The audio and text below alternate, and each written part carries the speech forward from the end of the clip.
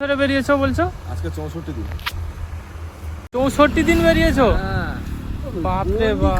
কি হাঁটুটা 2.5 কিলোমিটার করে হাঁটলে মানসিক হাঁটলে 2.5 কিলোমিটার।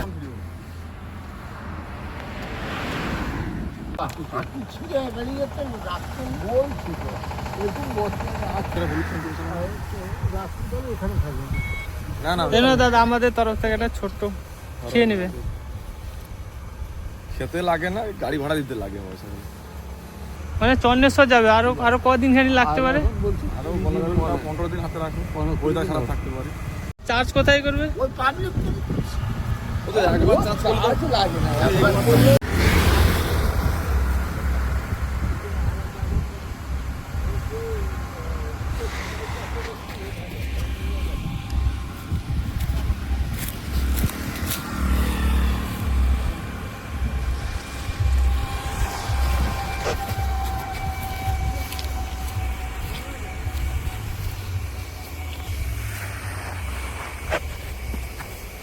পরিশ্রম, বাপ রে বাপ।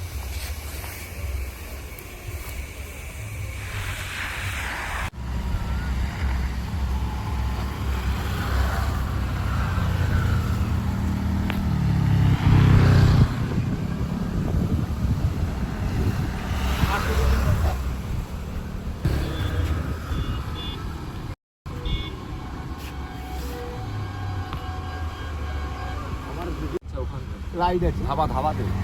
আমার করে এমনি করে কিনেছিল ঠিক আছে, চেষ্টা করবো কালকে। কখন আচ্ছা, আজকে সন্ধ্যাবেলা তো রান্না করতে হবে না, থাকার রাস্তাটা দিলাম, রান্না ওখান থেকে করবে। ও থাকে হ্যাঁ থাকা দাও এবার মন্দিরে থাকবে, মন্দিরের বাইরে না, বৃষ্টি হলে তো ঝামেলা। দরকার নেই বৃষ্টি নিয়ে গেলে তাহলে আমাদের বাড়ি বৃষ্টি নেই। ওখানে খেয়ে চলে আসবে। ওই বাড়িটা ওই বাড়ি আর ওই বাড়িতে খাবো।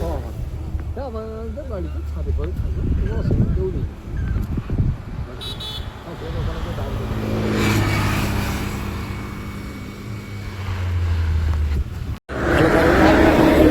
সুখদেব গিরি বলে দেখবে, ওর তো ছিল 5K ফলোয়ার। আমার